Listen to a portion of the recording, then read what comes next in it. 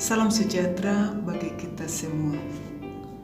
Mari kita mendengarkan renungan Minggu ke-30 dari Injil Matius bab 22 ayat 34 sampai dengan 40. Bapak, Ibu, saudara-saudari terkasih dalam Kristus.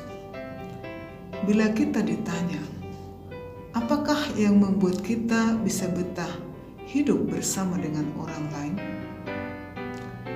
Salah satu jawaban, minimal jawaban saya adalah karena adanya kasih.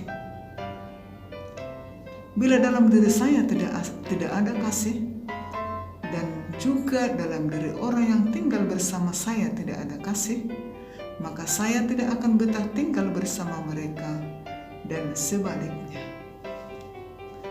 Dalam Injil hari ini, seorang ahli Taurat bertanya kepada Yesus demikian, "Guru, hukum manakah yang terutama dalam hukum Taurat?" Yesus menjawab, "Kasihilah Tuhan Allahmu dengan segenap hatimu, dengan segenap jiwamu, dan dengan segenap akal budimu. Itulah hukum yang terutama dan pertama. Hukum yang kedua adalah, kasihilah sesamamu manusia seperti dirimu sendiri." Bapak, Ibu, saudara-saudari terkasih dalam Kristus. Ajaran Yesus ini juga berlaku bagi kita pada zaman ini. Ajaran ini hendaknya menjadi dasar dari seluruh hidup kita, perbuatan kita, ataupun tindakan kita setiap hari. Mengapa? Karena kita adalah pengikut Kristus, percaya kepadanya sebagai juru selamat. Maka ajarannya hendaknya menjadi dasar dari hidup kita. Mengasihi Tuhan Allah tidak cukup hanya dengan kata-kata saja. Yesus berkata, "Kasihilah Tuhan Allahmu dengan segenap hatimu, dengan segenap jiwamu, dan dengan segenap kekuatanmu." Artinya, hati, jiwa, dan seluruh kekuatan, akal budi selaras atau sejalan. Dengan hati yang tulus, akal budi yang sehat dan bersih, sekaligus kita mengerti mengapa kita mengasihi Allah. Maka kasih kepada Allah yang demikian akan nampak dalam kehidupan kita, nampak dalam pekerjaan kita. Kita akan bekerja dengan jujur, dengan sepenuh hati.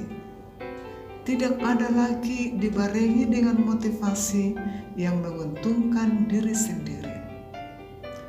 Kita akan melawan segala kecurangan di dalam kehidupan kita. Pengabdian dalam bekerja menjadi wujud kasih kepada Allah. Yang kedua, mengasihi sesama seperti diri sendiri. Mengasihi sesama seperti diri sendiri, mungkin bukan hanya saya yang mengatakan bahwa itu tidak mudah. Tetapi bahwa ini adalah ajaran Yesus sendiri. Kita memang punya perbedaan yang kadang sulit untuk dimengerti, sulit diterima. Bagaimana mungkin bisa mengasihi? Tetapi ajaran Yesus ini hendak kita perjuangkan. Belajar dari Yesus adalah menjadi kekuatan untuk keluar dari ego kita. Karena jika kasih tidak ada di dalam diri kita, kita tidak akan bisa hidup bersama dengan orang lain. Padahal dalam hidup ini kita membutuhkan sesama kita. Maka kasih harus bertumbuh dan berkembang di dalam diri kita, di dalam hidup kita sehari-hari. Yesus meskipun dibunuh, Ia tetap mengasihi dan mengampuni mereka yang menolaknya. Inilah kasih yang sempurna. Maka apa kira-kira wujud kasih yang bisa kita lakukan dalam hidup kita sehari-hari?